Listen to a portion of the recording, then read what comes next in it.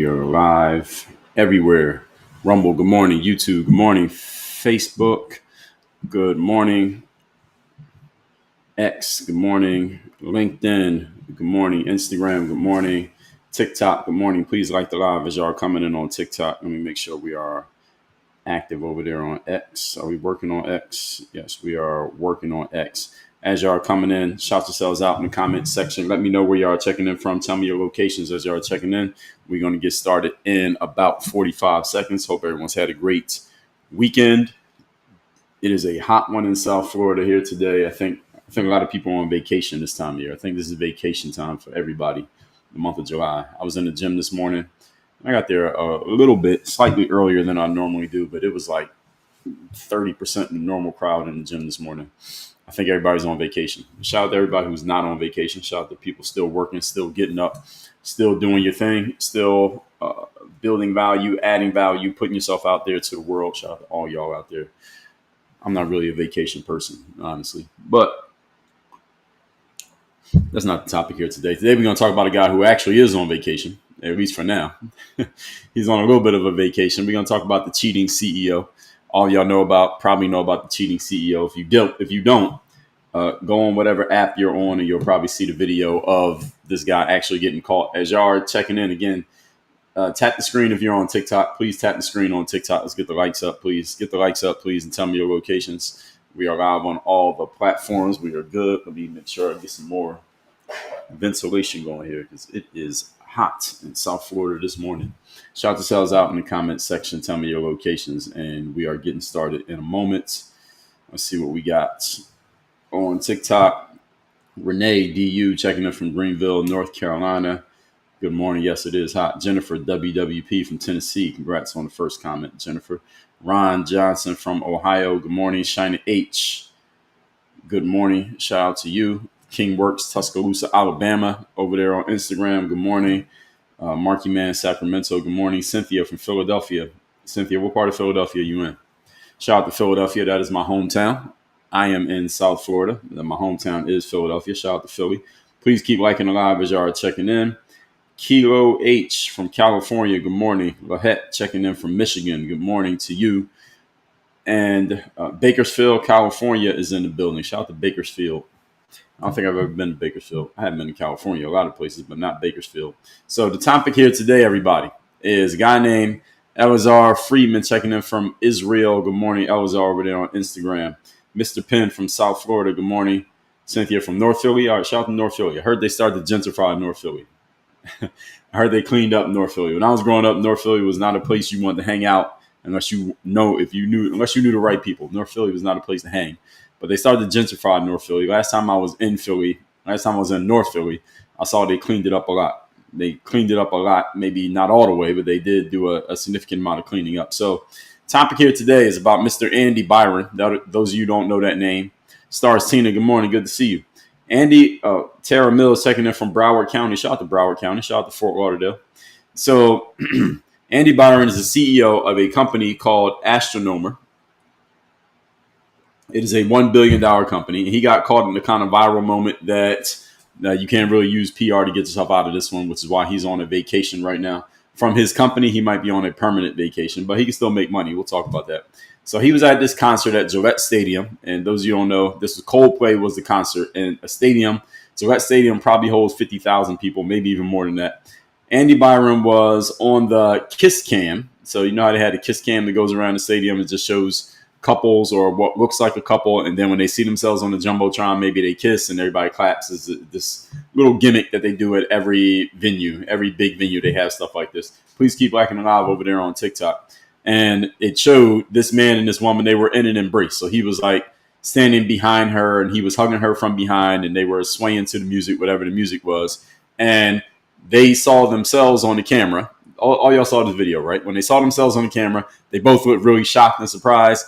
And then the guy, he like ducked down because he didn't want his face to be seen, obviously. And the woman, she turned her face because she didn't want to be seen. And then there was another woman standing there next to them. And she was like, obviously looked very surprised. And she was like laughing. And the other woman was kind of laughing, but it was an embarrassment laugh. And then the guy on the microphone was like, when they reacted like that, the guy was like, I think I just caught these people cheating or something like that. And then everybody's laughing. And then someone was filming the whole thing. So according to what I found out is that the video that went viral was a person was filming the kiss cam, and they put that clip out there. It wasn't the actual feed from the stadium. It was the clip that somebody was filming the whole thing. They put that out. That went viral, and then everybody saw it. And the way that the two of them reacted, the man and the woman, Mr. Andy Byron and the other woman, which we'll get to in a second, that is what made it go viral, because it was obvious that they didn't want to be seen. So why don't you want to be seen? You're out there with your boo, your girlfriend, your wife, whoever. Turns out that was not his wife, nor was it her husband. So the woman he was embracing her name was Kristen Kabat, or Kabo. She happens to be the company's chief people officer, which is basically HR. She's the head of HR. He's the CEO of the company, and the CEO is dating the head of HR. Is that necessarily a conflict of interest? Yes, that's a conflict of interest. And they're dating. They happen to be at this concert. As the camera zoomed in, again, they ducked down in the panic. They recognize he's just been exposed. And Chris Martin is the front man of Coldplay. He's the one who said it. They're either having an affair or they're just very shy. And everybody's laughing about that. Clip explodes on the internet. The fallout was instant. Both people got placed on leave by the board of the company. And now there's an internal investigation underway. I don't know what they have to investigate. Well, there's a few things they got to investigate. But obviously this guy was not with his wife. She was not with her husband. And that's what we're going to get into here today. So let me introduce myself for those who don't know me. My name is Dre Baldwin. That's D-R-E, Dre Baldwin. Many know me as Dre all day. I think the only Dre out there who is more famous than me might be Dr. Dre, but I'm catching up. So Dr. Dre, I'm catching up to you. Dr. Dre is probably like 10, 15 years older than me, so I'm going to catch up to Dr. Dre. But I'm the next famous Dre I think you will find if you Googled it. So many know me as Dre all day. I'm a former 9-year professional athlete. I wrote a bunch of books. I own this company called Work on Your Game Incorporated. What we do here is we are performance accelerators. We help people take their performance and accelerate the speed of that performance to collapse time frames between where you are and where you want to be. We do that by weaponizing discipline, structure, and systems to help you take your talent, your skills, your game, and turn it into actual results. If you want to learn more about that, go to the links in my profile on whatever app you're watching me on. We have links to all of our stuff in my profile. Click on those links. You can find out more about working with me, about who we work with, who we've helped in the past. We have social proof. I'm not just telling you that we do stuff. We actually do it, and we have proof of actually doing it. Go to workonyourgame.com, Work on Your Game University, and anything else with Work on Your Game on it. That's us. We own all that. So anyway, Mr. Byron, this concert was on July. It was about 5 days ago at Gillette Stadium. Now, again, Gillette Stadium is a football stadium, folks. This football stadium probably holds 50,000 people. There's a high-profile camera moment, obviously, to amplify this whole situation. Please keep liking the live over there on TikTok. When I get done, I'm going to go through the content for about 32 minutes, as you can see on my timer here. When that's up, then we'll open the floor up for conversation and discussion. So if you leave a comment while I'm talking, we'll address it when I'm done. Now, Mr. Byron, Mr. Andy Byron, he is allegedly married with children. And Mrs. Kabat, or Kabo, however you pronounce her last name, the woman, the HR director, she is recently divorced. And they're the ones who, again, the body language by both of them showed that they probably didn't want to be seen. So this woman's recently divorced. The guy's married with children. The thing is, they work in the same company. She's the head of HR and he's the CEO, which, again, introduces a conflict of interest. Because if there's ever an issue between the reason this is a conflict of interest, for those who don't understand, but and you've never worked in a bureaucratic setting, is that if you work at the company and let's say you have a problem with the CEO is kind of being a jerk to you, or he's putting too much work on your table, on your plate, or he is just did something that he shouldn't be doing, and you want to complain about the CEO. Usually, you go to the head of HR, and again, the chief people officer is generally that's the head of HR. They just call it the chief people officer because it sounds more flowery and friendly, I guess. That's who she is. So here's the problem. What if I'm in middle management of this company? They might not even have middle management because they're still a relatively new company, an AI-based company. But let's say I work somewhere within the realm of the company. I'm not the CEO, but I'm having an issue with the CEO. And I don't want to confront the CEO because they're the CEO. They can fire me. I go to the head of HR, the chief people officer, to solve my problem. The issue is the chief people officer, if she's dating the damn CEO, she's dating my boss, is she actually going to help me solve my problem? Probably not. This introduces a conflict of interest. Now, this does not mean that Mrs. Kabat, what's her first name? Let's just call her Kristen. That does not mean that Kristen, this is the woman who's helping this CEO cheat. So Andy and Kristen are their two names. It doesn't mean that Kristen won't do her job. It doesn't mean that she can't go to the boss and say, hey, Andy, honey, you got to chill on what you're doing to Dre or the middle manager or whoever. Doesn't mean that she can't be that type of person. Doesn't mean that they can't possibly have that type of relationship. The problem is that the fact that they're in a relationship, it introduces the possibility of a conflict of interest. And when you're running a big business that is dealing in billions of dollars, or literally billions of dollars, you can't have these conflict of interest possibilities even existing. That's why this is a business problem. So if anybody wondering, why are these both people being put on leave just because they got caught cheating? Because getting caught cheating is not necessarily a criminal offense. So people are saying, well, why did they do this? The reason it happened is because of what I just said.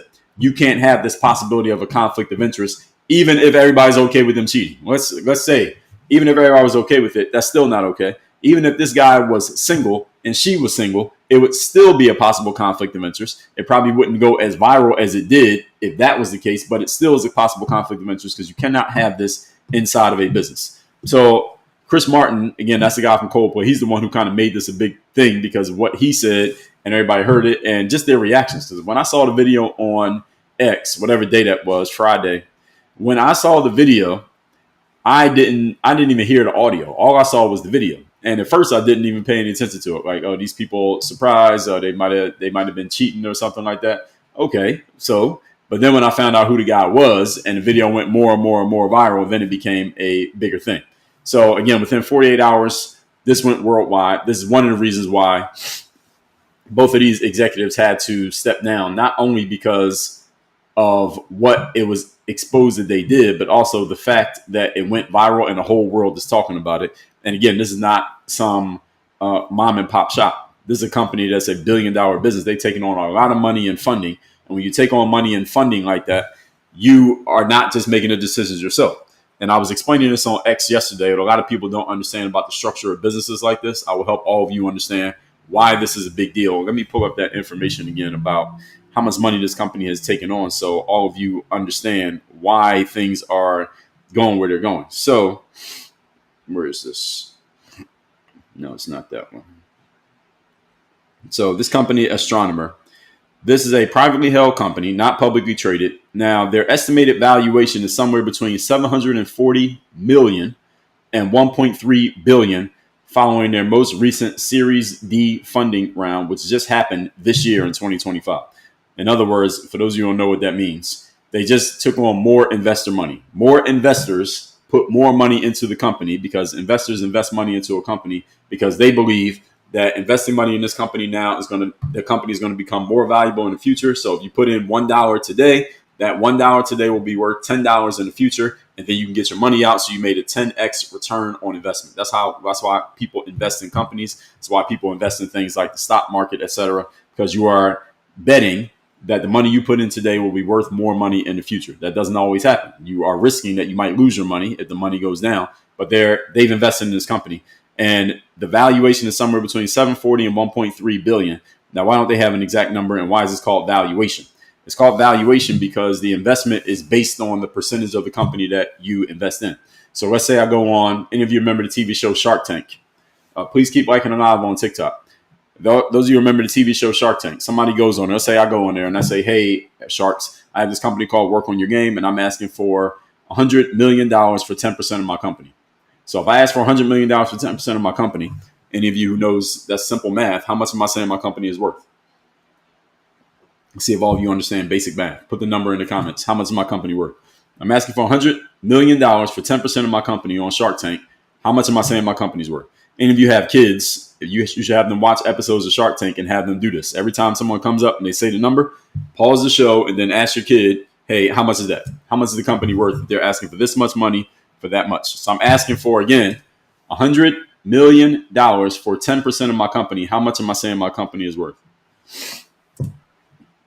Mr. Ohio J, I think that was a typo, but I'm waiting for somebody to give me the right answer. So Doug says I'm reading how many zeros you got there. 1, 2, 3, 4, 5, 6. That's $1 million is what you're saying? Let me say the number again. I'm asking for $100 million for 10% of my company. A couple of y'all got the question wrong. Okay. The answer is $1 billion, folks. A billion, 1 billion with a B. If my company, 10% of it is worth 100 million, that means you have to multiply that number by 10 to get the actual value of the company, which would be $1 billion. So the answer is $1 billion. Some of you getting this wrong. Y'all are scaring me. All right, some of y'all are scaring me that y'all got this wrong. The answer is $1 billion. So if Mark Cuban says, all right, Dre, I will invest in your company, I'm in, I will give you $100 million for 10% of your company. What does that mean? It means a couple things. Number one, now Mark Cuban is an investor in my company. Stevie's Magic, I see you over there on Instagram. Mark Cuban is now an investor in my company. Work on your game. Now, Mark Cuban, because he just gave me $100 million, guess what? He has a say in what happens in my business because he just bought 10% of my company. He owns 10% of my company. Now, I might own the other 90, but he has a say because he just gave me $100 million. He will probably ask for more than that, but let's just say he does it. Let's just say he gives me $100 million for 10%. Now, that 10%, he only gave me $100 million, mind you. But I can go to Forbes magazine and say, hey, my name is Dre Baldwin. I own $1 billion company. Is that true? Now, let me ask this question to the audience. Is it true that I own $1 billion company? Can I go on Instagram and announce that I own $1 billion company and I am technically a billionaire? Yes or no? In the comments. I'll answer that question, what you asked there. Fear is the mind killer says, why is $1 billion company on Shark Tank? Why not? What's the difference? I'm just trying to get money. I'm just trying to get an investment for my company. Why does it matter if I'm on Shark Tank or not? Shark Tank, that's a legitimate business. And those sharks are legitimate business people. Can I go to Instagram and say I own $1 billion company after Mark Cuban gives me $100 million for 10% of my company? The answer is yes, I can. Yes, I can. Because the company is valued at $1 billion. So when they say Elon Musk is a billionaire with $300 billion, that does not mean that Elon Musk calls up Bank of America and says, hey, tell me my bank balance. And they say, well, Mr. Musk, you now have $300 billion in your account. How much would you like to withdraw? That's not the way it works. Yes, I have $1 billion company because Mark Cuban just gave me $100 million for 10%, which means Mark Cuban just valued my company at $1 billion because he gave me $100 million for 10%. Now, if he said I give you $100 million, Dre, for 50%, then what is my company worth? Then my company is worth, if I accept the money, if I accept it and we do that deal, that means I am agreeing, and Mark Cuban is also agreeing that my company is worth $200 million because his $100 million is worth half. But if he agrees that his $100 million is worth 10%, that means my company is worth $1 billion. That is the valuation of my company. And technically at that moment, when Mark Cuban gives me that $100 million, I am a billionaire and I own $1 billion company. That is 100% how it works. That's how it works. So those of you who don't know, that's the way it works. So when someone tells you that they own a $100 million company, that does not mean they have $100 million in the bank or they have $100 million in their pocket or they got a debit card with $100 million of spending power. That's not what it means. Doesn't mean they don't necessarily have the money, but that is not what it means. So all of you need to understand the valuations of these companies are what we call paper assets. That doesn't mean they actually have the money in cash. Doesn't mean they can go take it out the bank. They probably have some money, but they don't have it all in cash. That's just the value of the company. So I just needed to put that all in place so all of you understand when these companies say they're worth X amount, or even a person who says they're worth whatever, that doesn't mean, again, that they have the cash. Doesn't mean if you kidnap their kids and say, hey, the ransom is $1 billion, Dre, give me $1 billion. I don't have $1 billion. I only got $100 million from Mark Cuban. The other $900 million I don't have, and I got to use that money to build the business. It's not like I'm just going to the mall and buying clothes with the money. So anyway, now that y'all understand that, this company is worth between $740 million and $1.3 billion based on their most recent round of funding. So every time you get more funding, the numbers can change. So let's go deeper into this economics mathematical discussion. So let's say I own 100% of my company. I go on Shark Tank and ask for $100 million for 10%. Mark Cuban says I'll give it to you. So now my company's valued at $1 billion. All right, I go do some work. 6 months later, I call up Mark Cuban again. I say, hey, Mark, we're doing our thing. Here's where we're at. Here's what we've done. Here's what we haven't done, Mark. We need more money. Give us more money, Mark. And me and Mark have a conversation. He decides, now mind you, he gave me $100 million for 10%. And my company is valued at $1 billion at that time. Now he says, all right, here's what I'll do, Dre. I want to own half your company because I think you're doing great and I think you're going to amazing places. And because I want to own half your company, Dre, I will give you $50 million for another 40% of your company. And if I agree to that, if I agree to it, and he gives me $50 million for another 40% of my company, that means in total, I have now taken on $150 million for half of my company. So the value of my company is went from $1 billion down to $300 million. Everybody understand that? If I take the money. Now I might say, Mark, that's crazy. You just devalue my company by 70% by offering me that number. That doesn't make any sense. And if you get into these type of businesses, you should be able to do this math in your head, by the way. And I would say to Mark, that's crazy. No, you just value my company at $1 billion 6 months ago. You think we're doing great. You want to own half the company. That means you owe me $400 million, because that would be half of $1 billion. That's the kind of conversation we would have. Now, it may go that way, it may not go that way, but I just want y'all to understand these numbers. The valuations can change based on the numbers that you take. So this company could have been worth $740 million the first time they took investment. Then when they took more investment, they asked for more money for the same percentage than they did before. So the valuation has gone up. And this is the way they do that math. And you don't always know the exact number. That's why the valuation is an estimation, because this is not a public company. So they don't have to tell you how much money they took on. They don't want to. They tell you what they want to tell you. And often they'll tell you that they took on more than they actually took on, or sometimes they'll tell you more. Sometimes they want to make themselves look big, or they'll tell you that they took less because they don't want their business in the street. So it depends on the way they run their business, how they want to disclose information, just so all of you understand this. They don't have to tell you anything if they don't want to when they're a private business. The same way most of you, any of you who's an entrepreneur, you have a private business. You don't have to tell people how much money you have or how much money you're making if you don't want to. Now, if you're a public company, you got to put all your information in the street, because you're asking people to invest in your business. Therefore, you got to give them all the information that you have, and they can do what they wish with the information. I'm telling you all of this to say the following.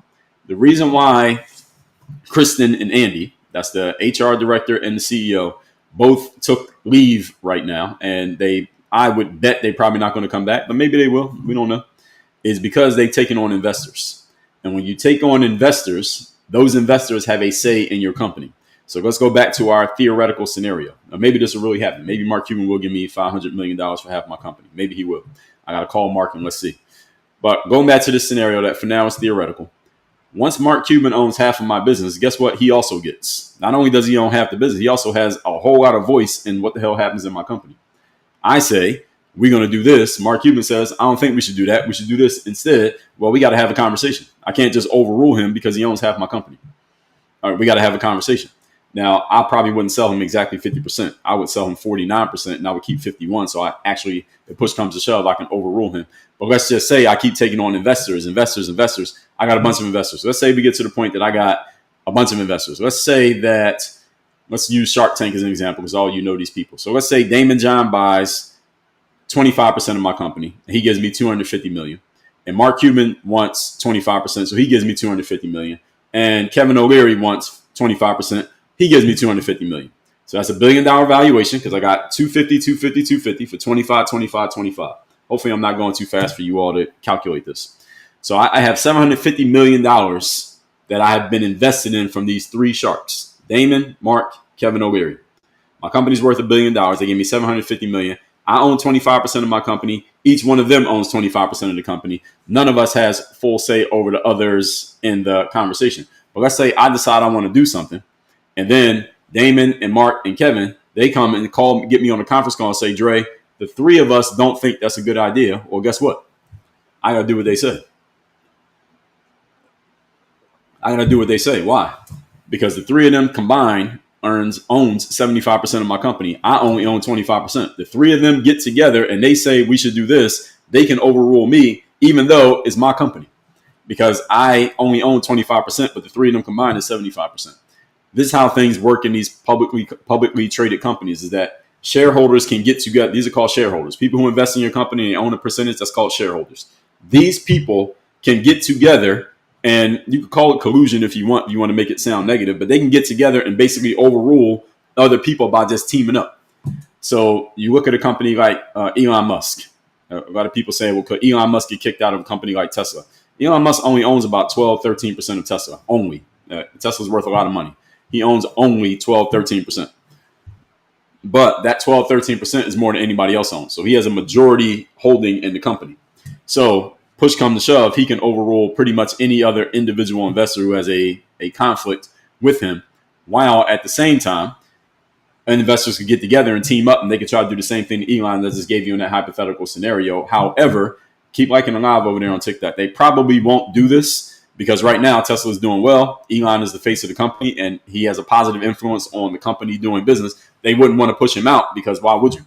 Now, if it gets to a point where they would want to, Elon might say, no, it might be better for me to step down because it's the best for the company. It's not about your personal ego all the time. It's about what's best for the company. And usually when you start a company, it's not just one person. Sometimes you have multiple people who came in at the beginning. This guy, Andy, what's his last name? Dalton? Andy Byron. Who's Andy Dalton? That's a football player. Andy Byron, he probably understands. I'm just guessing. I don't know this guy. He probably understands that he has to do what's best for the company, not what's best for him personally. Now, personally, I bet he probably wants to stay as a CEO.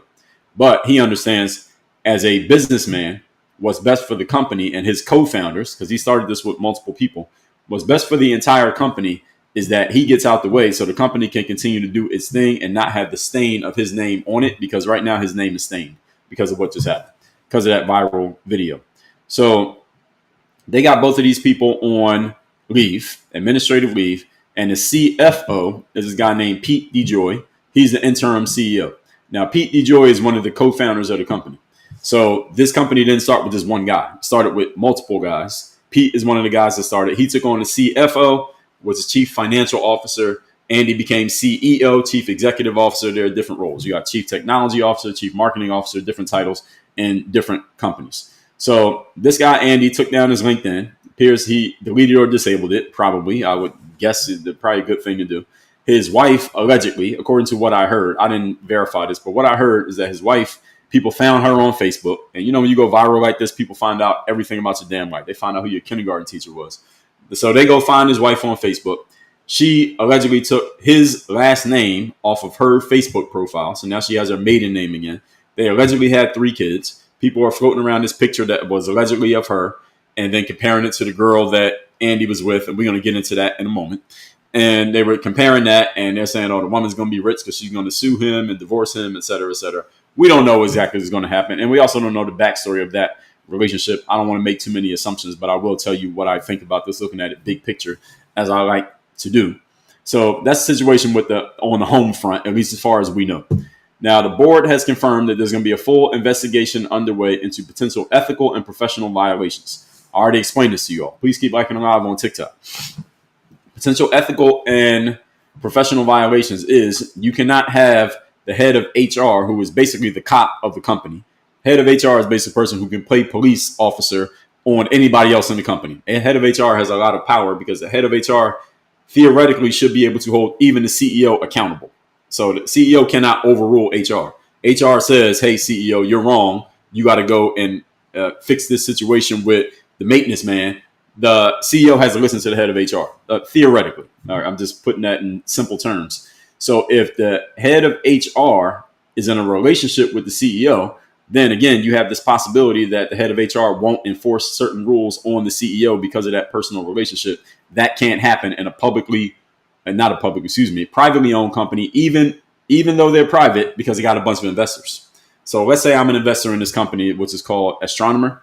Let's say I invest in this company. Let's say I put $50 million in and I own X percentage. Doesn't even matter. Percentage of the company.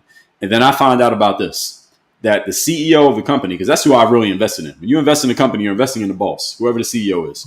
I believe the CEO is going to grow great. I think he's magic waiting to happen. Then I find out that he's dating the head of HR. Now I'm saying this is an integrity issue. Now I can't trust this guy anymore. Now I don't know if he's going to be held accountable when he does something wrong, which means he can make a mistake and not be held accountable, which means I'm putting my $50 million at risk. You understand? That's why there's a problem. So all the investors of the company, the people who have invested money into Astronomer, which are usually not individuals, they're big companies, but they have head people. Those people got on a conference call with him and Astronomer and said he absolutely has to step down and get out the way, or at least go on leave for now, because y'all are risking my money. Because other businesses, y'all got to understand the world that we're in today. All of you probably understand this, but I'll explain it. The world that we're in today is not just about facts and logic and objectivity and what's rational and what's true. That's not what the world is about. We know that people's feelings, people's opinions, and how people just emotionally respond to things play a big role in what actually happens, regardless of the facts. We all know that this is true. So these people who invested in Astronomer are like, okay, if Astronomer goes and tries to sell their software, whatever it is they create, they go try to sell it to a company. That company might say, well, we like what you have here, Astronomer, but we don't know if we want to do business with you because your CEO was at the Gillette Stadium at a Coldplay concert cheating on his wife with the head of HR. We don't know if we want to do business with y'all, even though your software is exactly what we need. We might go do business with those guys over there with a lesser product just because their ethics align more with our ethics as a company. Does that kind of stuff happen in business? Give me a yes or no. Anybody who understands the bureaucratic / corporate business world, does that happen in business? Yes or no? Give me a yes or no if you have ever heard or seen something like that happen in business. This kind of stuff happens all the time. So it's not just about, are you good? Let's say Astronomer has the best AI software in the world. Maybe they do. I don't know anything about Astronomer. I don't doubt any of you ever heard of this company before this video went viral. They can lose business, not because there's anything wrong with what they technically do. They can lose business because other companies who might have been doing a deal with them might say, well, we changed our mind on doing that deal because the ethics of our company are out of line with the ethics of your company because your CEO is dating the head of HR. We wouldn't do that here, so we can't mess with y'all. And or here's another thing. We don't even give a damn. Let's say I run a company, right? Let's say I have a company and I got 50 employees and I'm about to do a business deal with Astronomer. Let's say we were in the middle of negotiations when that video went viral and came out. And I personally look at it and say, all right, Mr. CEO, Andy, all right, you're dating the head of HR. You know what? I really don't care. You're dating the head of HR, cheating on your wife. So what? That's what you want to do you. I don't care. You got a software that can help us do business. I still want to do the deal. However, here's the problem, Mr. CEO, Andy. Here's the reason why I can't do the deal. Because if I do this deal, then a whole bunch of my competitors are going to use the fact that I did the deal with you against me to try to smear me publicly and say, look, Dre's company is doing business with a company that has a guy who cheated on his wife for the head of HR. Why would anybody want to spend money with that company? And y'all are going to hurt us in the marketplace just by guilt by association, just because I did business with you, because they're going to try to hold me to this moral standard, and they're going to use it against me. It's going to hurt my business. And my investor said to me as a CEO, I can't do the deal because it's going to hurt the business. And my investors do have a say in the decisions that we make. Therefore, even though I really don't give a damn if you're cheating on your wife, I still can't do the deal. This kind of stuff happens in business, folks. This is the problem that Astronomer has. This is the reason why they made the CEO step down. They made the HR chick step down. And if they come back, they'll come back very quietly, and they may never come back. This kind of stuff happens in business. It ain't just about, quote unquote, the facts. It's not just about if you're good at your job. It's about what is your reputation? How much does that reputation impact and reflect on whomever you're doing business with? And if someone tries to use it against them, what can they say back? So there has to be, you got to factor all of these things in. When you put when you get put out there, he didn't put himself out there. When you get put out there on the internet, this is kind of things, this is kind of, what's the word? Let's just call it the collateral damage that comes with the situation. What are you looking for, son? I'm looking for my middle net, but it's not in here. No, it's not in here. Do you want to stay here or are you going to go look for it? I'm going to go look for it. All right, I'll see you later. Close the door, please. Son's looking for a toy. Not in here. Anyway, so the board has confirmed this full investigation. We'll see what happens to this investigation. I doubt anything that we don't already know. So as I already said, chain of command, conflict of interest. HR is part of the chain of command. And if there's a conflict between people in the chain, you have to do something. So that's why they did it. So the public sentiment is the term that I was just describing. I didn't use that term, but we'll call it public sentiment, which is somebody says, well, this is the way that they're living in their personal lives. How are they running a company? And again, do people hold this against you? Yes, they do. If people have an issue with you on a personal level, they will transfer by transitive property. They will transfer whatever they feel about you personally to whatever you're doing business-wise, even though there may be no transfer whatsoever. It may not have anything to do with it. This is one of the reasons I've explained to you all. I get people telling me all the time, Dre, your message would be great to talk to some. My message is great for a lot of people, but I often will have people say, Dre, your message will be great for, like, if you talk to some college students, some kids who are about to graduate, some kids in college, to get their minds right and get them ready and prepared and disciplined and all the stuff you talk about with business and all these things. But I very rarely do I speak at colleges and universities. Now, why is this? Is it because I can't speak publicly? No. Is it because I don't present myself well? No. Is it because I don't have good material for, let's say, a student between the ages of 18 and 22? No. I got all those things. I check all of those boxes. One of the reasons that I don't speak at colleges and universities is the same thing I just told you. Because colleges and universities are bureaucracies. And that bureaucracies is not just one person making a decision. It's a committee of 8 people making a decision. And if any one of those 8 people has a problem with something that I've said on the internet somewhere, some way along the way on the internet, then they'll say, well, we can't have this guy. Let's go get somebody who is more safe and can't be held against us if he was to come here and speak. Is this a real thing? Yes, it is. Very real. Which is why you got to know, any of you who ever put yourself out there online, you have to know how you're being perceived, for what reason you're being perceived a certain way, and where does the things that, let's say if there's a group over here who would not mess with you simply because of these things you've done, what is the group that doesn't care about those things because the other things that you have supersede whatever they personally feel, or maybe they don't personally feel anything and don't care. You got to know, and you got to think strategically about how you want to position yourself in the market. And this is something that wasn't something to be considered 15 years ago, 15, definitely 20 years ago. Now everybody has to consider this because everything's on the internet. There are digital receipts of everything. And pretty soon people are going to be able to make fake digital receipts, which actually might be good because now you can just say everything that comes out about you that you don't think is good on you, just say it was AI and just pretend it was not real. Anyway, so this highlights how fast a private moment can become public disasters, especially if you're a high profile executive. And this is now a case study. And these are the things we got to talk about as well. Poor judgment. Mr. Andy Byron, the CEO, he's wrong here. Let me tell you why he's wrong. It's not because he cheated on his wife, allegedly. All right. We don't know what his situation at home is. All right. Let's be clear.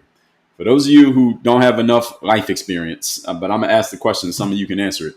Has any of you ever known a couple that was married and the wife and or the husband was out doing whatever they wanted to do with other men / other women, and the wife or husband knew about it and they were okay with it? And they were still, to the public, front facing, still in a solid, happy relationship. Any of you ever seen that before? Yes or no? Yes or no in the comments. You ever seen that before? Yaya said, bro said he's not wrong for cheating on his wife. Again, we don't know if he's cheating. You're making an assumption. Anyone who said he's not wrong, you are making an assumption that he's cheating on his wife. How you know the wife is not okay with it? We don't know. We ain't hear the wife say nothing.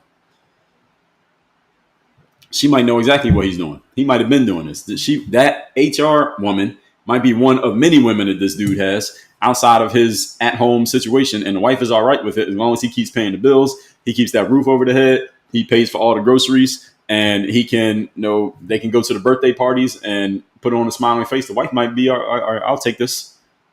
My lifestyle is finance. Now, if anything happens to you, I'll be rich. I'll be rich if I stay with you. You provided me. You helped me with 3 kids. I got this lifestyle. I'm good. She might be good with it. We don't know. We can't make any assumptions. We can't make an assumption that the wife was actually mad about this. Now, we do know that she took his name off her Facebook, allegedly, but who knows? Is that really real? We don't know. Is she doing that just for show so she doesn't look like a doormat? Possibly. We don't know. We cannot make any assumptions about the home situation with his wife because we don't know what their circumstance was and what their agreement was in that situation. These kind of things happen all the time, ladies and gentlemen. Yaya said, then why did he hide? Oh, let's go to that. All right. This is what I was about to say to him. I said he was wrong. I just told you he was wrong. He's not wrong because of the cheating, quote unquote, the cheating. Again, we are assuming it's cheating. The reason that he's wrong is because he's out at a stadium, Gillette Stadium. Let's find out the capacity of Gillette Stadium. Those football stadiums are very big. So this is a bad idea for him. And Gillette Stadium capacity, I'm guessing about 64,000. Now for a concert, the way the concerts are usually set up, they had to take up a good swath of the seats. So let's just say there's 40,000 people at the stadium. You are the CEO of a company. I'm assuming his company is based up there in the New England area where Gillette Stadium is. You're the CEO of the company, which means there's probably a good number of people who know you. He's not like name famous. If I saw this guy in Whole Foods, I wouldn't know who he is. But in the tech world, he's known. And in the area in which you work, you're known. And you're running this company that is valued at anywhere upwards of $1 billion. A whole bunch of people know who you are. And you're at a stadium with 40 to 50,000 people there, hugged up with your head of HR. What the hell are you doing, Andy? That's where he's wrong. That's the only thing he's wrong about. That's why he started hiding when he got on camera, because he knew he wasn't supposed to be seen. Now, of course, he had already been seen, so hiding wasn't going to do anything, but it was an immediate reaction. So I get why he did that, because he was reacting in the moment. Wasn't anything else he could do. But you're out at a public event, Coldplay, which is a group that's been around for a long time. They got a lot of fans. It's 40,000 people at the stadium. It's not like you're at some cabaret, like having tea and crumpets. You're at a 40,000 person stadium with a whole bunch of people in the town in which you work, hugged up with your head of HR. What are you doing? This is just a poor judgment call by Mr. Andy. That's the only thing he did wrong here. All the other things that he did, just whatever he was doing with the head of HR, whatever his situation is with his wife, we don't know. Again, we can't draw assumptions based on this. Only thing we know is he knew he probably didn't want to be seen. But why would you go there and hug up on her if you didn't want to be seen? That's the part that makes no sense. This is just recklessness. And I did a whole episode on this, by the way. I did a whole episode on my podcast. I have a show that's called Work on Your Game. Comes out every single day. It looks like this. This is today's episode, 3355, Sexy versus Sexual Women. There's a difference between the two. I don't always talk about women on the show. Usually I'm talking about personal and professional development, but I have dedicated some episodes to talking about these things because...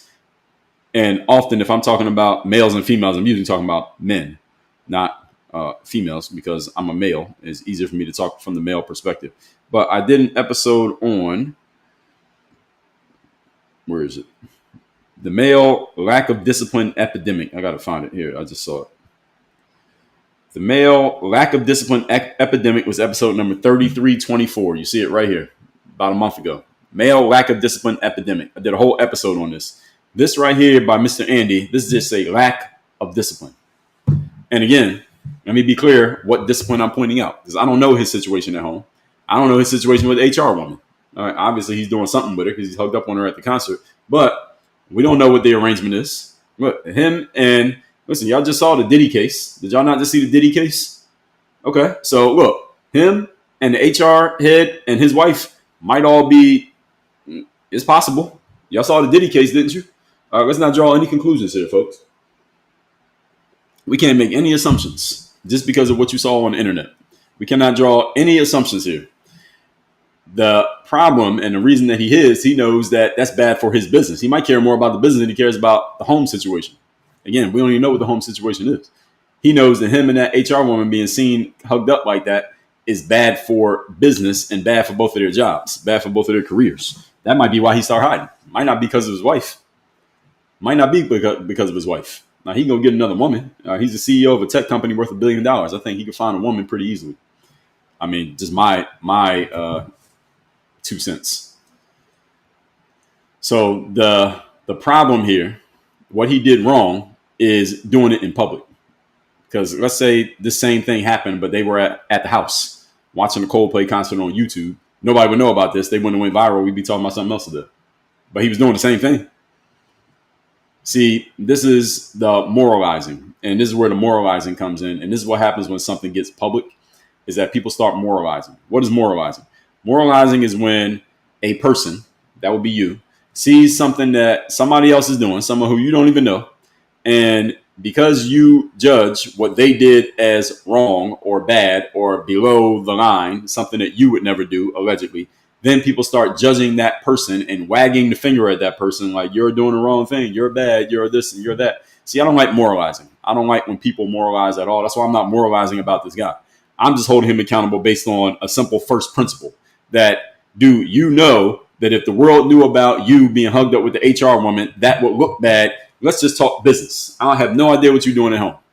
I don't know what the situation is with your wife. All right, maybe you and your wife ain't had sex since the kids were born. Who knows? Maybe that's the situation. If that's the way y'all want to live, that's the way y'all want to live. We just saw the Diddy trial. Y'all saw how Diddy was living. All right. He could be living the exact same way. He could be doing the exact same thing. I'm not moralizing and judging him because frankly, I don't care. If that's what you want to do, that's what you want to do. Any of you been around enough, y'all know. All right. Everything ain't how it looks on TV. Everything ain't how it looks on Facebook. All right, please. Y'all seen enough relationships? Everything ain't how it looks on the internet. All right, very much not. I'm not judging him on that. I'm judging him on the first principle that, dude, you're running $1 billion company. I'm assuming this guy's very ambitious. Assuming he's a pretty ambitious guy who works really hard and he cares a lot about his career. I'm just guessing. You got $1 billion company. You don't stumble into $1 billion company.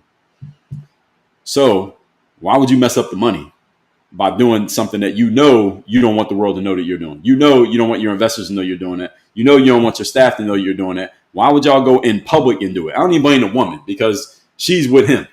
He ain't with her. She's with him. I always blame the man. Anytime something like this happens and it goes bad, I always blame the man because the man leads, the woman follows. She was at the concert with him. He wasn't at the concert with her.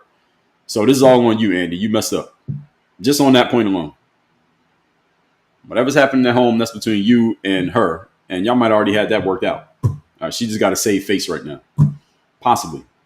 Again, I'm trying to be, not trying to be, I am being as objective as possible in looking at this situation. But let's be very careful, folks, when you get into the moralizing and assuming facts that you don't actually know to be facts. Okay, all we know is what we saw and what we can read online and what we know just based on first principles of business. That's where he screwed up. All that said, let's get into the commentary. If you got a comment or a question, go ahead and post it in the comment section. Let me see what we got. I'm stuck. Yes, I see a couple of y'all got the math right on Instagram. So people on Instagram know math. A couple of y'all on TikTok, your math is very off. Some of y'all on TikTok, they got to get y'all math right. Evaluation. Go watch Shark Tank, and every time somebody comes up there and they give their how much they want for what percentage, just pause the show and do the math and see if you got it right. But y'all should be able to do this math. The math is usually pretty simple. Let's see what we got in the comments. You got a comment or a question, go ahead and post it, and we will get to it. I think I can get to all the comments here today. Please keep liking the live. Let's see. Alive and Washed said, she ain't helping you, she helping herself. You talking about the head of HR? You talking about Kristen Cabot? She ain't never going to boss up on her boss that's with her. Yes, correct. Yeah, so what you're saying is right. You're saying, I think you're co-signing my point about HR, that she can't be that. If she's the head of HR, she's never going to hold the CEO accountable. Well, she might not. I can see where you're going with that. I mean, it's possible that she's the type of person who could do it anyway, but I understand the aim being she probably wouldn't. I've said it happens all the time. Nobody loses anything, but normal person gets fired every day for simple. They didn't lose any money, though. Well, yeah, they still own whatever they own. Andy still owns whatever percentage of the company he owns. He just can't be the CEO anymore. Thing is, CEO might be a paid position, so he did lose that money. If he ends up actually, right now he's on leave, so which means he might still be collecting a check. But if he gets removed as CEO, several things happen. There are several ramifications because, again, y'all got to understand, when a company gets invested in, and I've read this from many people who work in venture capital and people who work in investments a lot, is that the investment is being made in the CEO. They're not even investing it. They're investing in the company ostensibly, but really the investment is in the leader. You invest in the leader. The CEO is the investment, is what you're making. So all the money that Astronomer has taken on from investors was based on, here's our CEO and here's why you should bet on us with this guy as our leader. Take away that guy as the leader, they ain't the same team anymore. So you got the Chicago Bulls. You bet on the Chicago Bulls because they got Michael Jordan on now. And they announced Michael Jordan ain't playing anymore. It ain't the same team. Still the Chicago Bulls, but you take Michael Jordan off, it ain't the same team. So when you take the CEO away, that changes a whole lot of things. First of all, investors might say, I don't trust this company anymore because I don't trust the guy who's in charge because I invested in that guy. Now he's not here anymore. I want my money back. They can take their money back, investors. They can do that. They want to. They can also, again, it can spread negative sentiment about the company. So now if this investor is not in and that investor is not in, then other investors might say, well, if those two guys ain't in, I'm not in because I got in because they got in. I know that they are smart. And when they make an investment, I just follow them. And if they get out, I'm getting out. And that could cause the entire company to collapse. So that's why this is a big deal for the company and the insiders and the people who are invested in this company, because it has a lot of ramifications beyond just, oh, this guy was out at the concert with this girl. So anyway, like I said, that company that is not publicly shared is now worth way less now. It could be when the next valuations come out. It depends on what they end up doing. That's why they're doing this investigation. This investigation is basically of course they got to cover their asses, but also they got to find out what this woman was doing. Are there some files that she buried or didn't do her job in certain ways? It depends on what the next round of valuations are and or if any investors decide to get out because of it. And this could happen. An investor could say, yo, give me my $100 million back because I don't trust this company anymore. That could happen. If that kind of stuff starts happening, this could create a domino effect and this company could completely cease to exist. It could happen. I'm not even saying I'm hoping it does. I don't really care. I don't know anything about this company. I don't care if it happens or it doesn't happen. But I would say it's possible. Let's see if we can look up this company, Astronomer. Astronomer allegedly is an AI company. Astronomer AI. Any of you ever heard of this company before they did this? I never heard of them before this. So Astronomer says the best place to run Apache right now. So this is some super tech geek stuff that they're into. This is not the kind of stuff I do. So it is the orchestration first data ops platform built on Apache Airflow and empowers your team to build, run, and observe data pipelines that just work all from one place. I don't even know what that means. That's what these guys do. This company, Astronomer. So this guy's a tech geek. So let's see. It reduces infrastructure complexity, accelerated development and operations, complete data ops visibility, one platform for your entire data pipeline cycle, and a whole bunch of tech nerdy stuff that I don't care about. I'm looking for company information. Let's see if they have it on here. They might not. So about us, meet the team. So here's meet the team. Here's the new CEO right here. Here's Pete. He's a new CEO. And you see what it says, CEO, comma, co-founder. So it wasn't just Andy. Andy didn't start this company by himself. He started with a team. So it was Pete was another one of the co-founders. Now he's the CEO. Then you got Manu Sarere, Chief Customer Officer, this guy. Then Mike Hass is the CRO, Chief Revenue Officer. Julian is the CTO. Leo is the CMO. Vikram is the CSO, that's strategy, Chief Strategy Officer. Now, Kristen, Chief People Officer, she's still on the website. They took the CEO off the website. They kept her on the website. Interesting. She's still on the website. This is the woman that was at the concert with the CEO. This is her. This is the other woman right here. Mike LeBlanc is the SVP of Finance. I'm not going to read all these. Too many people. So it was only two co-founders. So I'm assuming the two guys started the company together, just two people, Pete and Andy. So Pete takes over as CEO in place of Andy dropping off. And looking at this company, it drives 100% of Apache Airflow releases, whatever that means. 3.2K, our team's contribution to Airflow code. So they write code. They're a bunch of geeks. 18 top committers. 57,000 students are enrolled in Astronomer Academy. So they got 57,000 people learning how to do stuff that they do. So this is Apache Airflow is what they work on. The world's most widely used open source tool for orchestrating data pipelines. Has 324 million annual downloads. This is very popular software. And what this company does, they have basically mastered a software that runs that software. They created AI that runs that software and probably saves you a whole lot of time in data entry and data management, et cetera, et cetera. Again, nerd geek stuff that will put me to sleep, but is worth a whole lot of money. Let's continue. Funky Town says similar to net worth. Yes, it's the exact same thing. Valuation of a company is is parallel to a person stating their net worth. So when a person says they're worth $1 billion, it doesn't mean they got $1 billion in the bank. Same way a company says we're $1 billion company, it doesn't mean they actually have $1 billion. It's the exact same thing. I've said means they're operating on borrowed time and money. Kind of. Doesn't mean they can't actually get to that number, but it's inflated for people who don't understand how it works. If you understand how it works, then the numbers don't throw you off. But a lot of people don't understand how this stuff works, so they get confused. When someone says they have a $1 billion company, people think that means that they actually have $1 billion sitting around somewhere to hand out, when they actually don't. I said value that number, keyword. That's right. So most businesses are operating on potential. Well, when you take investment, alive and wash, just to be clear, you're not even operating on potential, but you get value based on potential, which is not a bad thing. I mean, the NBA draft, the NFL draft, what is that? That's potential. You get money based on what you might do. How many NBA, NFL players you see get drafted, get a whole bunch of money before they start playing, then they end up being trash. And then you get some, get a bunch of money, and end up being even better than the money, and they make more and more money. So it's on speculation. The thing is, the reason people do that is because you want to get in on the ground floor of something that might become big. So you want to invest when it's small, so then when it blows up, you make a bunch of money. Because if you wait till it blows up, now you got to pay market prices, and it's too late.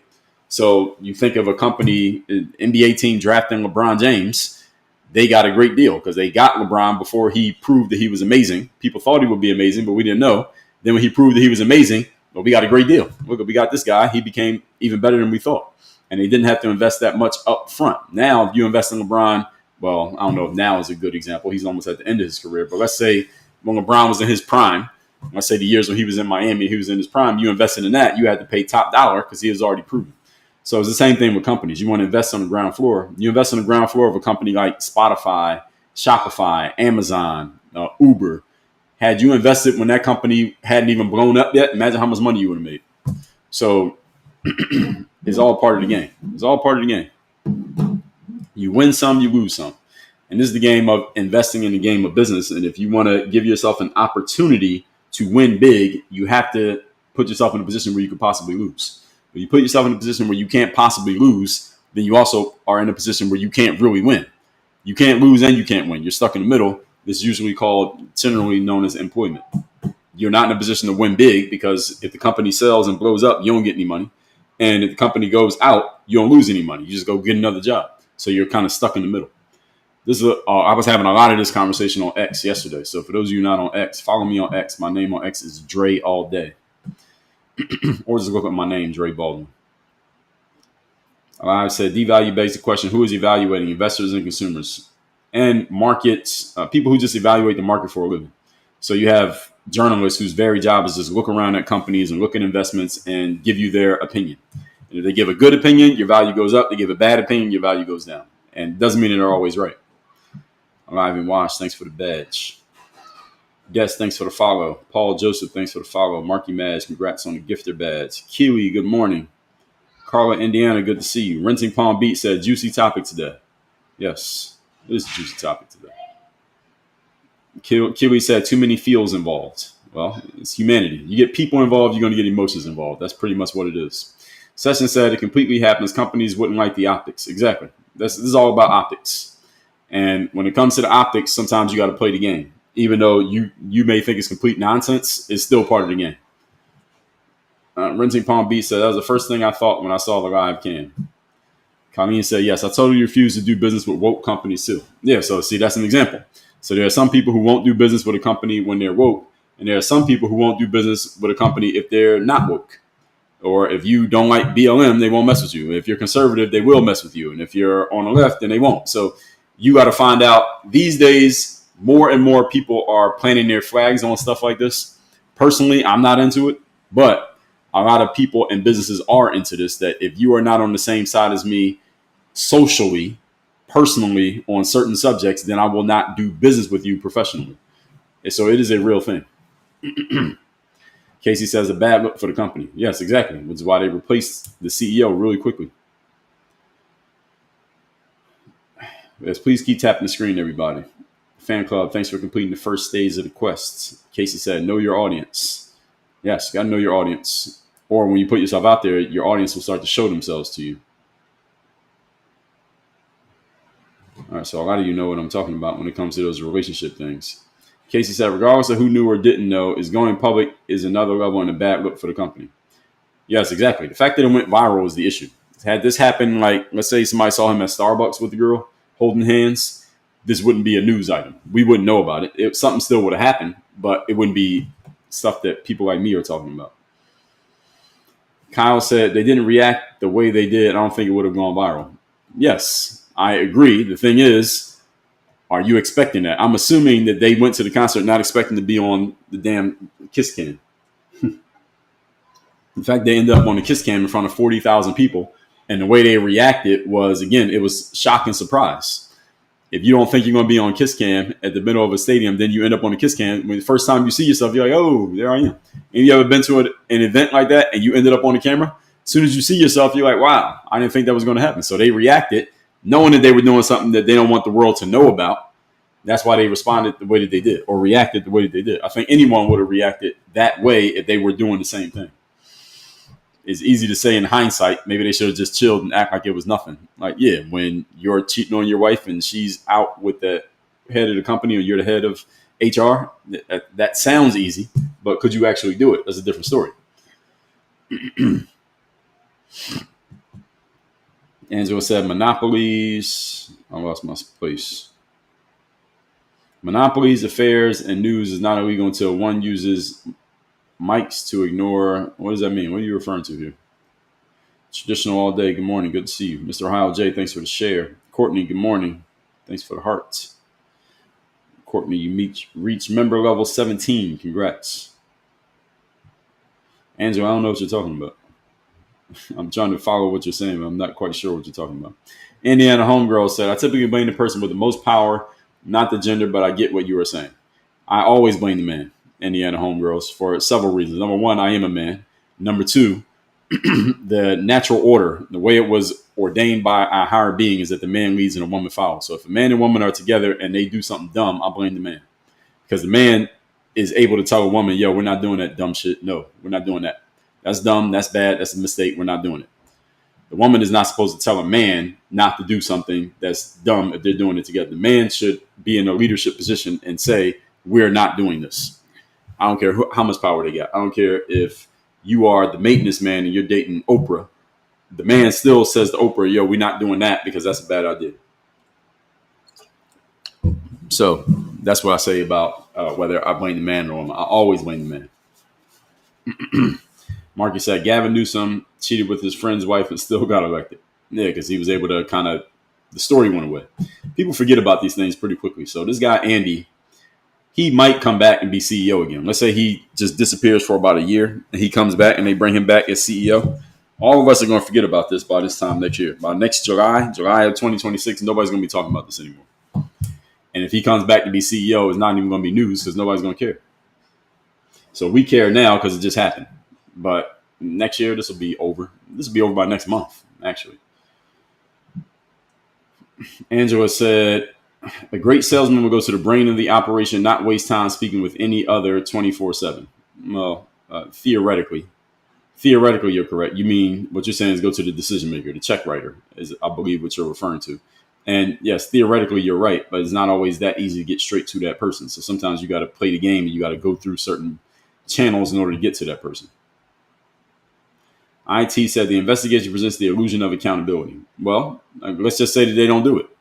They're not a public company, so they don't owe you anything.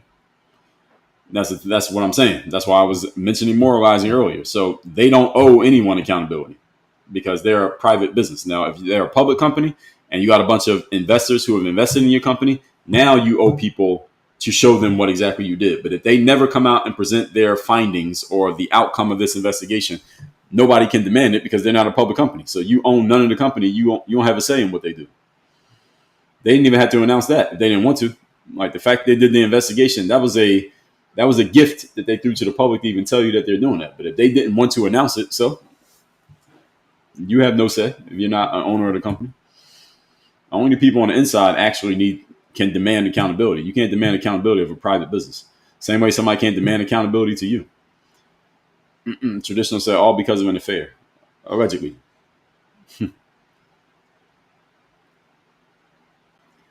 Jan said, wow, this is crazy fast. Angela said, games are fun, but if not addicted to con schemes and trap teachers. Angela, I have no idea what you're referring to with half of these comments that you left. I'm not reading them all because I'm not even understanding what you're talking about. Chanel said, people like Mark Zuckerberg can't be forced out from Meta because he owns the most shares as CEO. Technically, you're right. He couldn't be forced out, but he could still be forced out for several reasons. Number one, I talked about this earlier. The same thing with Elon Musk. Same thing with Andy Byron. Same thing with, let's say, Jeff Bezos, Bill Gates, or Mark Zuckerberg, is that you got to understand the reason these people start businesses is not just for their personal building themselves aggrandizement. That's not the reason that all of them start companies. That's part of it, but that's not the whole reason. They want the company to be successful. So think about Mark Zuckerberg. Mark Zuckerberg probably has his identity connected to Meta/Facebook.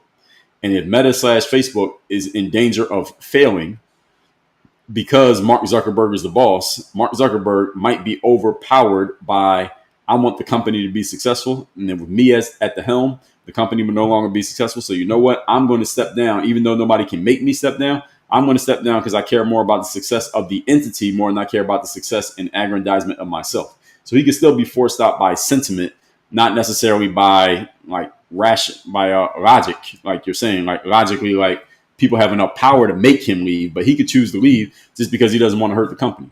And you also got to understand something. People like Elon, Bill Gates, Jeff Bezos, etc., that if the company that they started or that they're known for fails, everybody who works at the company also fails. So let's say Mark Zuckerberg, since you brought his name up. Let's say, for example, Facebook is on its way down and Facebook's going down. And it looks like the reason Facebook is going down is because Mark Zuckerberg, as a leader, people have lost trust in him. If Mark Zuckerberg says, I own the most shares, therefore y'all can't force me out, so I'm not leaving no matter what y'all say, he has a right to do that. The problem is, let's say the company actually does fail and it goes to zero with him at the helm. Well, he's responsible for all the thousands of people who work at Facebook or Meta, them losing their jobs, them losing their careers, them losing the value of their stock, all because he wouldn't get out the way. So does he really want to deal with that? So this is another thing you got to consider, especially when you're a public company. It's not just I own the most shares, so I'll do whatever I want and nothing y'all can say to me. They also have to consider anything you do is going to hurt everybody else if you're doing something that's hurting the company. So all of these things get factored in when you're a public company, and it's not just about you anymore. That's the thing. As soon as you start taking money from other people, even if you're a private business, as soon as you take money from another person, you have enlisted a boss. That's the way it works when you take investment.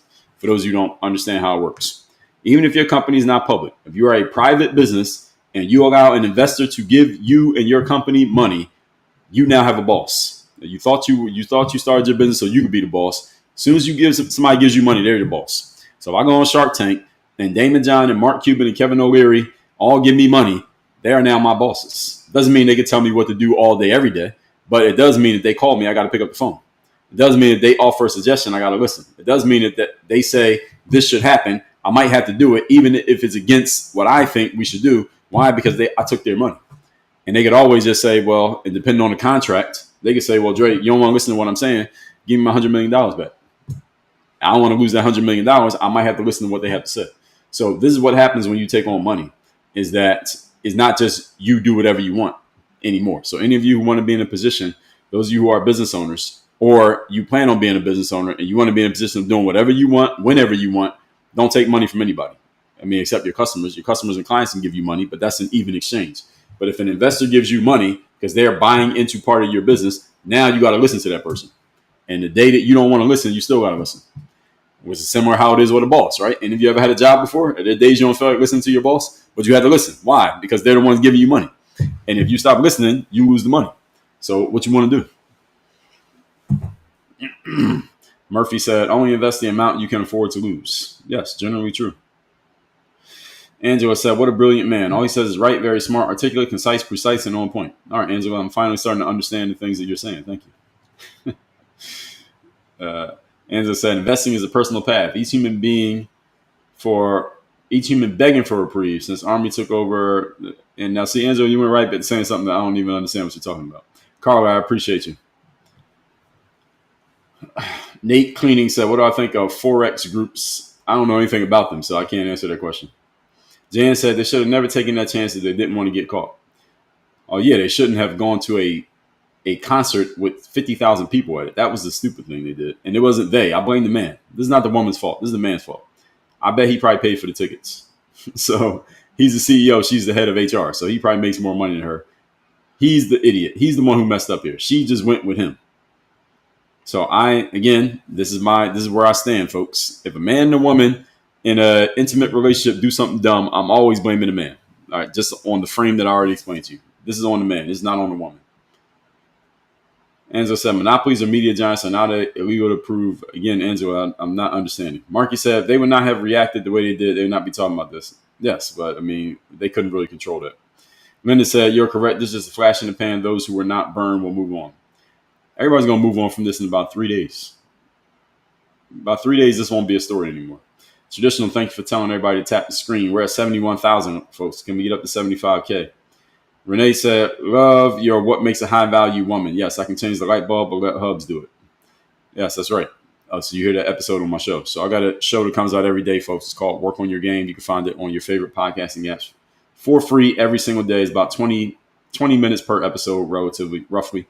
It's just me talking solo, and it's quick enough. You can listen to it on your morning commute, on your way to work, getting yourself ready for the day.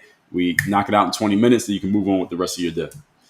Angela said, I'm 29 years, alcohol-free, asthmatic, disabled since youth, all of us muted in Maine. What does that mean? Congrats on being alcohol free, sober for 29 years. It's a long time. Greg says Steve Jobs is a good example. Yes, Steve Jobs. I was talking about this on X yesterday. Steve Jobs started Apple. They became a public company. They took on investors. Then they built a board of directors. I was talking about this a lot yesterday on X too. Board of directors are basically people who get to make decisions about the company. Often the people on the board of directors are the biggest investors in the company. So they're either the people who started the company, often they're involved. Then you have people who have invested.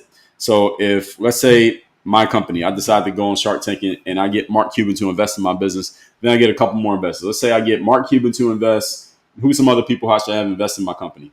Give me some names of people I should have invest in my company. Let's say I get Mark Cuban to invest in my company, and I get Michael Jordan to invest in my company, and I get Magic Johnson to invest. I need one more investor. Give me a female investor. Who's a female I should have invest in my company? Let's say Jennifer Lopez. I get Jennifer Lopez, Magic Johnson, Michael Jordan, and Mark Cuban to invest in my company. Barbara Corcoran, Warren Buffett. All right, let's say I get all those people to invest in my company. Each one of them is probably going to say to me, Renton said Bethany Frankel. Yeah, maybe her too. All right, but let's say she missed out. So that's it. So I got Mark, Mike, Magic, J-Lo, Barbara Corcoran, and who's the other person? Warren Buffett. So I got all them investing in my company. Each time one of them gives me money, they're probably going to say to me, Dre, if I'm going to give you this money, I want to be on the board of directors. What does that mean?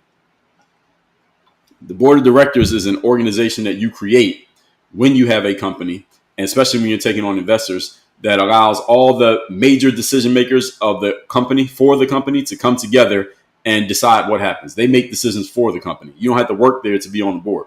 So you could be on the board of a company and not actually work in the company, but you can be on the board and work in the company. Often, it's not always the case, but often the CEO of a company is also on the board of directors. But if you invest in a company, you own a lot of shares in a company, usually that investment comes with a seat on the board. So when you hear people say the board, this is what it means. So Mark Cuban says, Dre, I'll give you $100 million for 10% of your company. He is, I guarantee you, demanding to have a seat on my board of directors. Why? Because the board of directors makes decisions about who's the CEO, what are we going to do, what are we not going to do. And if I'm giving you $100 million of my money, I want decision-making power. That's the reason why people give their money. They give money to get power. So I want power in this company. So I'm giving you money. I got to be on the board. So now Mark Cuban's on my board. Mike's on my board. Michael Jordan, Magic Johnson, J-Lo, Warren Buffett, and Barbara Corcoran. So I got 6 people on my board. I'm on the board because I'm the starter of the company. So it's 7 of us on the board of directors. They make the decisions about what to do and what not to do. And if the board of directors, those other 6 people decide, Dre, we don't think you being the CEO is the best for the future of this company. You need to step down as CEO. You can still work here, but just don't be the CEO anymore. I might have to step down. Why? Because those 6 people all put money into my company, and without their money and their guidance, because they might know more about business than me and their direction, I can't run this company anymore and take it where it needs to go. So I might get forced out of my own business by the investors who I took money from. This is ostensibly, I'm painting with a broad brush here, but this is what happened to Steve Jobs. Steve Jobs started Apple. They brought on investors. They had a board of directors. They kicked Steve Jobs out of his own company. A lot of people don't even know about this. Steve Jobs got kicked out of Apple. This is in the late 80s, early 90s. He got kicked out of Apple. He goes off and does other things. He goes starts a company called Pixar. Y'all know Pixar with the movies. He goes and starts Pixar. Pixar was doing this thing. They got acquired by Apple. Then Apple was about to be insolvent. Apple was about to go out of business. So after Apple fired Steve Jobs, they tried a couple other CEOs. Those CEOs failed. They were running the company into the damn ground. Apple was about to be completely underwater, insolvent. In other words, they owed more money than they actually had, and they didn't see a way out. They were about to be a failing company, about to go completely out of business. They said, last resort, all right, let's just swallow hard here, pause, and let's bring Steve back. So they called Steve Jobs and said, would you come back and run the company again? Steve Jobs agreed to come back and run the company again. First thing Steve Jobs did was cut down the product line. Pay attention. This is key for all of you out there, especially those of you ever read the book Essentialism by Greg McKeown. Here's the key. When Steve Jobs came back to Apple, the first thing he did was fire a bunch of staff. And the second thing, this is the key thing, he took all the products Apple was selling and he cut them down to basically 4 products. He cut it down to a desktop computer, a laptop computer, a personal version, and a business version. He cut it down to basically 4 products. He cut down the product line. Biggest problem Apple had at the time was that they had too many products and it was so confusing that the customer couldn't decide which one to buy because they had so many. Which one do I buy? We got so many computers, so many different versions, and you got this one and that one. Which one do I buy? The customer was confused. Steve said, how about we just cut it down to 4 products? So if you're a individual person and you want a desktop, we got that one right there, the Mac. If you want a laptop, we got this one, the MacBook. If you are doing it for business, get the business Mac or get the business MacBook. That's what they nailed it down just to that. Then with that clarity and all the junk out the way, Steve Jobs started putting his ideas to work. From those ideas, we got the iPod, we got the iPhone, we got the iPad. And to this very day, how many products does Apple sell? They ain't got that many. I mean, they got the little accessories. I'm talking about main products. Any of you been in an Apple store lately? What do they got? As soon as you walk in the Apple store, what's the first thing you see? The phone. They make most of their money from the phone. To this very day, just the phone. And the phone is what? A computer, a browser, and a phone all mixed in one. Then they got the tablet, which is the iPad. Then they had the computers, desktop, laptop. 4 products. Apple probably makes more money as far as retail. Apple makes more money than any company in America. 4 products. Then Amazon, they sell 1 million products. Excuse me. Apple dominates the market with 4 products. And a lot of us, entrepreneurs especially, and I talk to entrepreneurs a lot, tend to think that they had to do more, implement more ideas in order to become successful, when actually you need to do the opposite. You need to start cutting out a whole lot of shit that you're doing. Focus on a handful of key things that make all the difference. And that's where you blow up. Not from doing 1 million things well, by doing a handful of things amazingly. But anyway, somebody brought up Steve Jobs. The reason I even mentioning Steve Jobs is because Greg Graham, thanks for bringing his name up. Steve got kicked out of his own company. He started Apple. He got kicked out. They were about to fail. They brought Steve back, and he brought the company back to life. And now Apple is Apple. All based on, really is based on the iPhone. It's not really all the other products. The iPod first, because the iPod revolutionized music. He changed the whole music industry with the iPod. That you don't have to buy music anymore. You don't have to buy the whole album. You can get any one song that you want. Then it went from buy it for 99 cents. Those of y'all old enough remember when you could buy a song for 99 cents on iTunes. Then it was give it all away for free. Just get people to pay for the streaming service. And he revolutionized the music industry, Steve Jobs, and the tech industry. And then he came out with the phone. And the iPhone cannibalized the iPod. So the iPod was a revolutionary product. He brought out the iPhone and killed his own product. Because as soon as you had an iPhone, you no longer needed the iPod because all the music was on the phone. And then he came out with the tablet. And then you already had the computers. So, and by the way, there's a book on Steve Jobs written by Walter Isaacson. All of you should read it, especially those of you who own an iPhone. If you own an iPhone, you should read the book about the person who created the iPhone so you understand where it came from and why it is what it is. You should understand the origins of these products that you are using. Walter Isaacson wrote a book. It is literally titled Steve Jobs. And the cover of the book is just a big picture of Steve Jobs' face. So those of you who don't read books, there's one you should read. Let me get a picture of the cover. It's a very good book, by the way. Walter Isaacson is a very good biographer. So he basically studied Steve Jobs' whole life. Here's the book. It's called Steve Jobs by Walter Isaacson. And I've read a couple Isaacson books. Most recently, I read the one on Ben Franklin. Then there's the Steve Jobs one. And I got to read, I think the next one I'm going to read is Elon Musk. So anyway, continue. Renting Palm Beach said, always try without partners first. Well, if you can, Renting Palm Beach, your partners may have some skills that you don't have. So you need the partners. Gemini said he paid tickets with company money. That's why the other girl was either trying to make it look like a team outing. Now, so there's a whole bunch of story about if that girl was part of the team or not. So I don't know what to believe. That's the thing about the internet these days. We don't know what to believe. Some said that girl was part of the team, and others are saying that she wasn't part of the team. Lahek said they're both at fault. She could have said, I'm not going. Lahek, you are correct. I agree with you. At the same time, I'm still blaming the man. I'm still blaming the man. Why? Because he's the man. Anytime man and woman do something together dumb, I'm always blaming the man. I don't care what the woman said. A man in his masculine energy has the authority to tell a woman, no, we're not doing it. And yes, the woman could technically say that too, but I still blame the man. Push comes to shove, somebody has to take ownership. I'm giving it to the man. Luke, thank you for the rose. What's going on, Luke? Angela said, music is money, mission, human is born, waking it. Angela, I don't know what you're saying in 80% of your comments here today. There's one comment you said when you were complimenting me. I understood that one very well. But the rest of these things you're saying, I don't know what you're saying. So anyway, folks, I do these live streams Monday through Friday, 8 a.m. Eastern. Tomorrow, I am probably probably going to talk about the WNBA's delusion. They had their All-Star weekend this past weekend, for those of you who don't know. I didn't know it was their All-Star weekend, but then I saw it on social media. So I'm pretty plugged into the sports world and being a former pro athlete myself. And WNBA's players were doing some things that I don't think was smart on their behalf. I don't think it was smart. Maybe it'll turn out to be right, but we're going to be talking about that probably tomorrow, but it's always pending.